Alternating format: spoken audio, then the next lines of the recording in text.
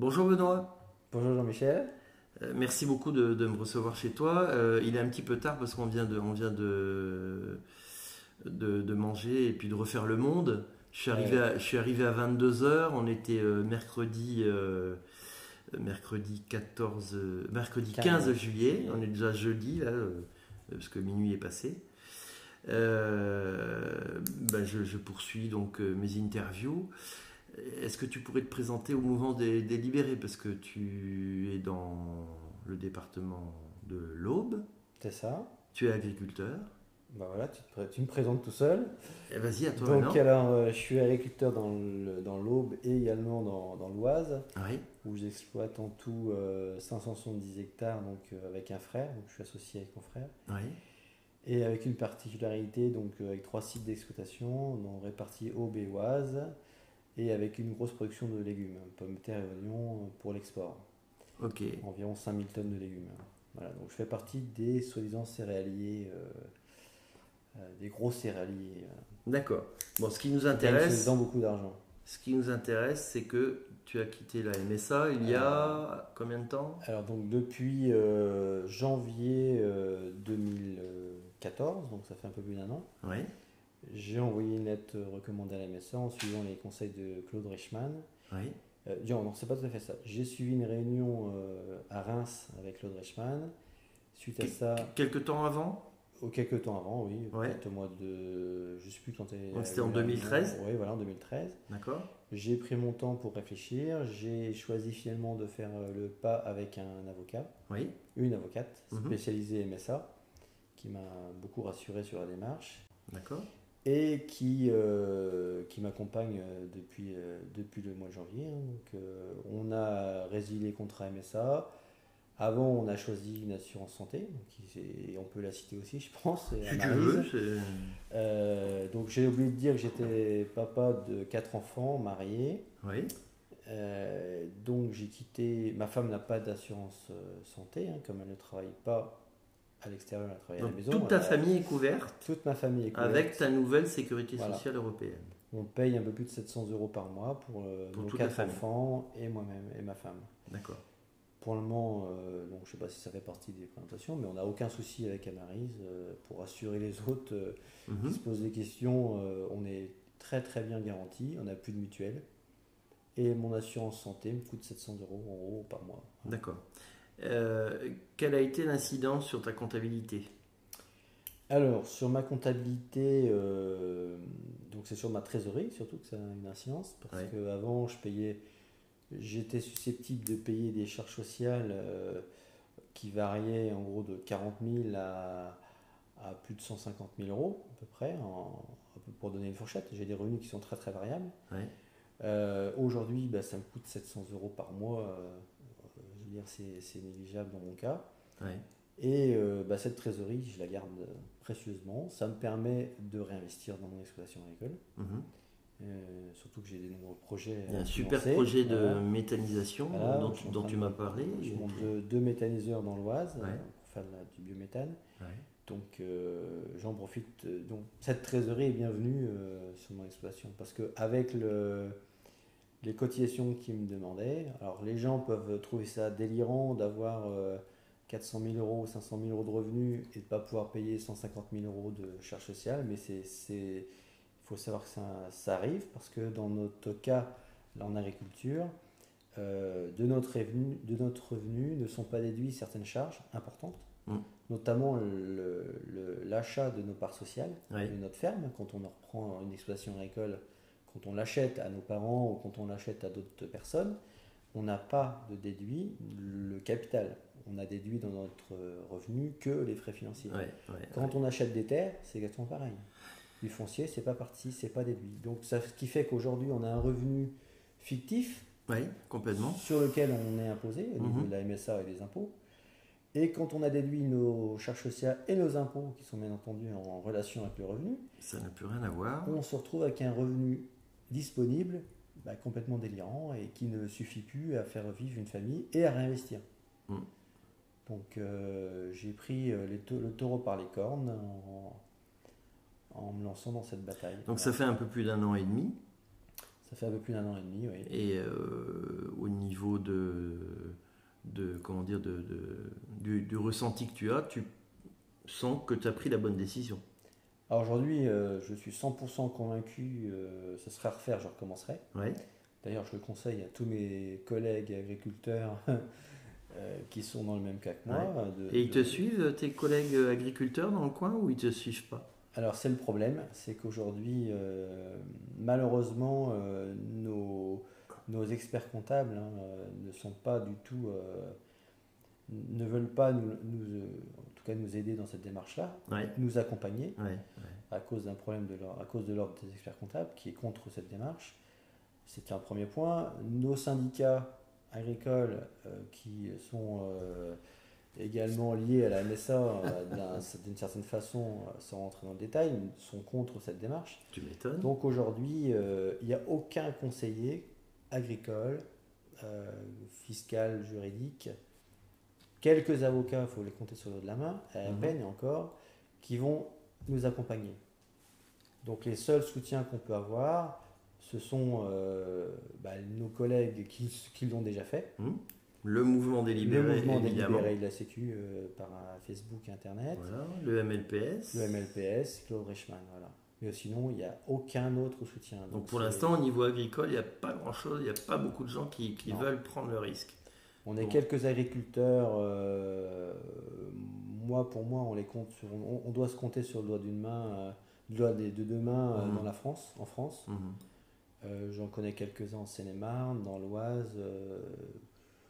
Sinon. T'en es où dans les procédures? Au bout d'un an et demi, les tasses sont prévues pour toi ou pas? Alors, j'ai encore les deux mains libres. Ouais. Je suis pas en prison. La preuve, on a mangé ensemble, donc voilà. On n'est pas en tôle. Je suis pas en tôle. J'ai pas de problème particulier. J'ai bien entendu, ça, il faut être clair qu'on a des relances de la MSA régulièrement, mais il ne faut pas exagérer. C'est pas de la mutuelle sociale agricole. La mutualité. Parce que là, c'est écrit en gros. Hein. De la mutualité. Mutualité, pardon, excuse-moi. Donc quelques relances par lettre commandée. Donc ça, on va dire c'est simple.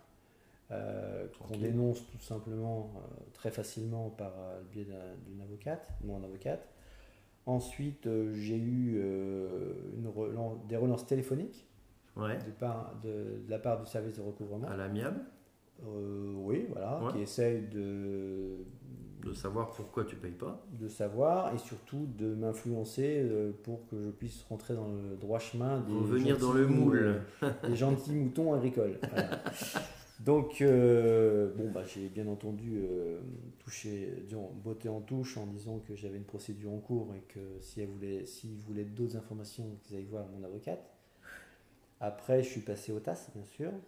Ouais. Comme les gens qui se lancent dans ce combat, il ne faut pas rêver, hein, on passera tous au tribunal et il faut savoir qu'on perdra tous au TAS parce que aujourd'hui le TAS n'est pas représentatif, ne peut pas nous juger correctement parce qu'ils sont juges et parties. Absolument. Financés par la Sécurité sociale, par la MSA notamment. Donc dans mon cas personnel, le juge qui nous paraissait très ami. Donc, au début, très attentif et puis très conciliant dans mon cas, finalement, c'est avéré complètement pourri. Bon, là, je pense qu'on est entre nous, complètement pourri par la Sécurité sociale. Il ne respecte pas les lois, donc on va s'en servir pour la suite des opérations. Voilà.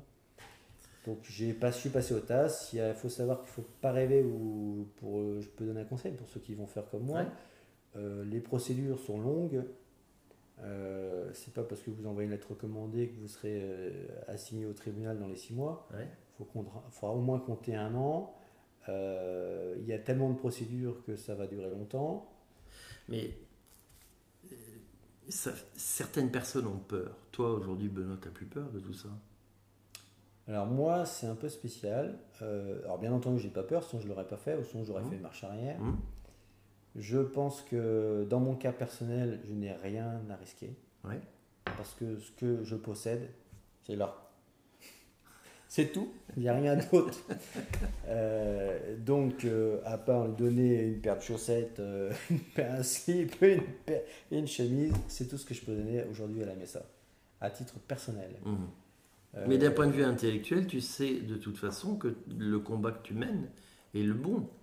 Et bien entendu, c'est pour ça que je te pose la question. Alors, il n'y a pas que Il y a des gens qui ont peur, mais... Tu as raison, il n'y a pas que le côté financier. Et c'est vrai que j'ai rien à perdre parce que je me suis organisé comme ça, mais j'aurais des choses à perdre, ça ne m'aurait pas changé ma façon de faire. Ouais. Parce qu'aujourd'hui, je suis convaincu, moi, en tout cas, qu'on est dans le droit chemin, que la loi est avec nous, hein, les textes de loi sont clairs sur notre démarche. Le seul problème qu'on a, c'est qu'on a une justice qui passe, dans notre cas, par les TAS, qui sont incompétents pour nous juger parce qu'ils sont jugés partis. Le système n'est pas assez juste pour nous juger. Complètement.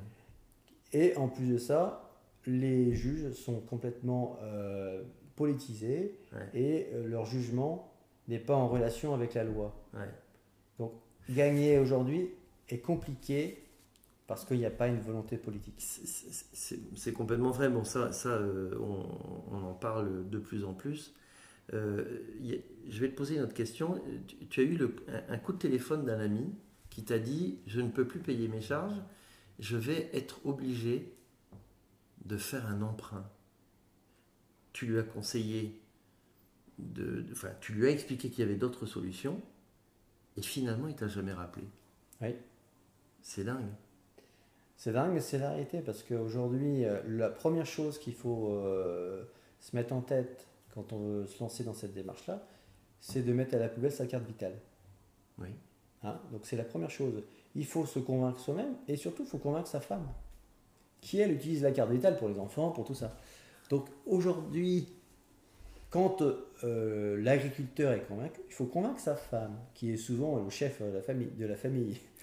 Je ne sais pas, je n'ai pas de statistiques. Moi j'ai la chance d'avoir une femme qui est un peu aussi dingue que moi, donc ça se passe bien.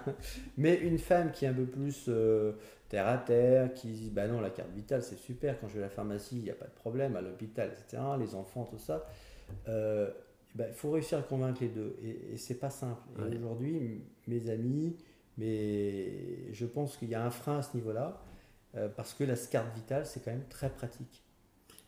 Elle est vitale. La carte vitale. Elle est vitale, mais le portefeuille, il est plus vital pour moi. Non, évidemment, je plaisante. Bon, écoute, Benoît, merci. Je peux te demander de dire juste un dernier mot, droit dans les yeux de la caméra, pour le mouvement délibéré qui agit sur Facebook. Qu'est-ce que tu peux leur dire en conclusion ? Comme conseil, c'est ça ? Par exemple, ce que tu veux. Moi, je peux leur conseiller, c'est de ne pas avoir peur, parce qu'aujourd'hui, ce qui freine les gens, je pense que c'est la peur des jugements, des procédures. Ouais. Aujourd'hui, on est dans notre droit, il faut arrêter d'avoir peur du gendarme. On a notre droit, on a la loi avec nous. La différence, le seul problème, c'est qu'il faut la faire appliquer, tout simplement. Ouais. Et quand on voit les textes de loi qui sont carrés, clairs, en plus, il y a un arrêté du 10 juin dernier qui remet les choses clairement noir sur blanc sur le papier, et on a des garanties. Après, plus on sera nombreux, bien entendu, plus on pourra développer, on pourra se libérer rapidement, mais n'ayez pas peur, tout simplement. C'était les mots de la fin. Merci beaucoup, Benoît. Merci, à bientôt. Michel. Ciao. Au revoir.